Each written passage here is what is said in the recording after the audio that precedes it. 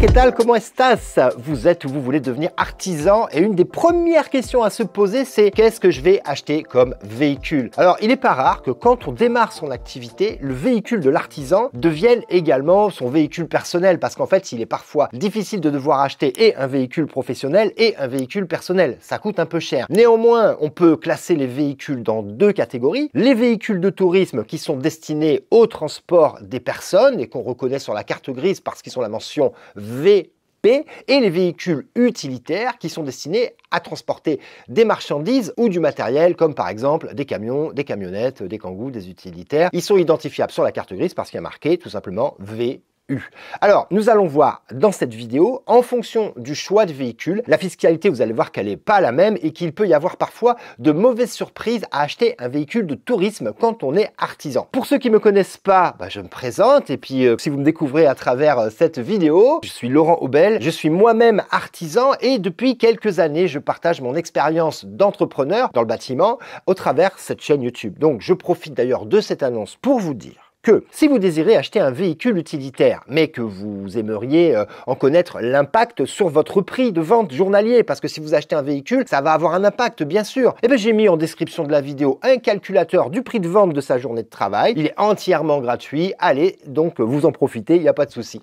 Allez, c'est parti. Nous allons commencer par voir ensemble quelle est la fiscalité liée à l'achat d'un véhicule utilitaire. Comme l'achat d'un véhicule utilitaire est avant tout un investissement pour l'entreprise, l'achat, en fait, il pourra être déduit tous les ans du résultat de l'entreprise, donc par le biais des amortissements. L'autre avantage fiscal intéressant, c'est tout simplement que vous pourrez récupérer la TVA pour l'achat d'un véhicule utilitaire. Avec un taux de TVA à 20%, ça fait quand même une belle économie sur le prix d'achat d'un camion. C'est pour ça que je conseille aux jeunes entrepreneurs d'acheter un véhicule utilitaire que lorsqu'ils sont soumis à la TVA, parce que les dépenses de carburant font également partie des charges de l'entreprise et elles seront également déductibles du bénéfice et vous pourrez également récupérer la TVA sur le carburant en totalité si vous roulez au gasoil. Dans l'éthanol, c'est 100% et c'est sur le super que vous récupérez que 80%. Donc, il y a pas mal d'avantages fiscaux à acheter un véhicule utilitaire parce que c'est également, il n'y a pas que les avantages fiscaux, je veux dire, c'est également un message professionnel que vous envoyez à vos clients quand vous arrivez avec un véhicule utilitaire. Malheureusement, la contrepartie, c'est que souvent, ces véhicules, ils sont assez peu confortables et qui ne sont pas vraiment adaptés à un usage quotidien ou encore au transport de la famille. Alors, voyons maintenant la catégorie des véhicules de tourisme. Ce sont clairement des véhicules adaptés à un usage quotidien, à titre personnel, mais pas toujours adaptés à la vie des chantiers. Il n'est pas non plus très professionnel d'arriver au chantier avec un véhicule de tourisme. Il faut être clair. Il faut quand même reconnaître que ça fait parfois un peu bricoleur. Donc, la fiscalité, elle n'est pas plus avantageuse en ce qui concerne ce type de véhicule, puisque vous ne pourrez pas récupérer la TVA dans la majorité des cas. Les véhicules de tourisme sont également soumis à une taxe qu'on appelle la taxe sur les véhicules de société. Il s'agit d'une taxe sur les véhicules de société. Cette taxe va être remplacée d'ailleurs par deux taxes. Une qui va être basée sur l'ancienneté du véhicule et l'autre sur les émissions de CO2. En gros, plus le véhicule est polluant, plus vous allez payer de taxes. À titre d'exemple, moi j'avais personnellement une Mercedes GLC qui rejetait 129 grammes de CO2 au 100 km et je payais 3 000 € chaque année de taxes sur les véhicules de société. Donc, comme cette taxe elle est directement liée au CO2, c'est la raison pour laquelle aujourd'hui, beaucoup d'entreprises font le choix d'acheter plutôt des véhicules hybrides ou des véhicules électriques. Vous comprenez mieux maintenant pourquoi Lolo il roule avec sa Tesla. Oui, elle est 100% électrique, donc je ne paye pas de taxes sur les véhicules de société. J'en paye plus, alors qu'avant je payais 3 000 balles. Petite précision, les véhicules électriques sont également exemptés de malus écologique. Sachez que si vous prenez la folie d'acheter demain une Porsche 911 version essence, le malus écologique serait quand même de 40 000 € et la TVS approcherait à peu près les 6 000 € par an. Donc, il vaut mieux rouler en Kangoo, ça coûte moins cher. Autre petit inconvénient avec les véhicules de tourisme, vous ne pourrez pas non plus récupérer la TVA sur les travaux de réparation et l'entretien que vous effectuerez sur cette voiture. Concernant les amortissements d'un véhicule de tourisme, vous avez la possibilité d'amortir ce véhicule, mais malheureusement, il sera réintégré comptablement dans la fiscalité de manière à ce que vous ne puissiez pas déduire l'achat de ce type de véhicule de votre bénéfice, donc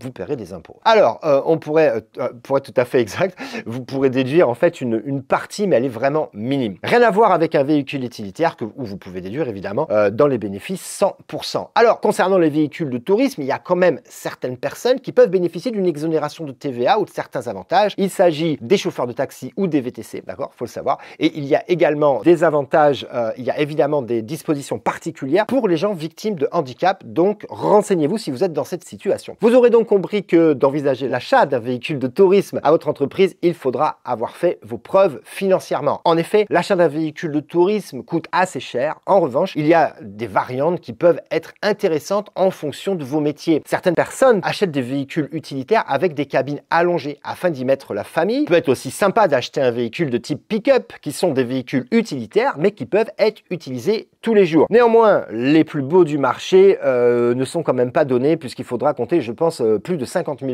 € pour l'achat d'un véhicule neuf de cette catégorie. Sachez qu'il est également possible d'acheter un véhicule de tourisme et d'enlever la banquette arrière afin d'en faire une version commerciale sur laquelle vous pourrez récupérer la TVA. Certains véhicules de tourisme existent d'ailleurs déjà dans cette version, la version commerciale, c'est-à-dire sans la banquette arrière. Et dans tous les cas, si vous vous lancez en tant qu'artisan, je ne peux que trop vous conseiller de passer plutôt sur le véhicule utilitaire dans un premier temps, simplement parce qu'il sera mieux adapté à votre usage quotidien si vous êtes sur les chantiers, tout simplement. Moi, personnellement, j'ai commencé avec un bon vieux transporteur Volkswagen qui avait 250 000 km et on est parti comme ça et après j'ai acheté un Ford et j'ai aujourd'hui beaucoup de véhicules utilitaires dans l'entreprise, vous vous en doutez bien. Voilà, on arrive à la fin de cette vidéo. Merci de l'avoir suivi jusqu'au bout. Si vous avez des amis artisans, n'hésitez pas à la liker. On n'oublie pas le petit pouce qui fait bien plaisir à Lolo et on se dit rendez-vous la semaine prochaine pour une nouvelle vidéo. À bientôt, bye bye.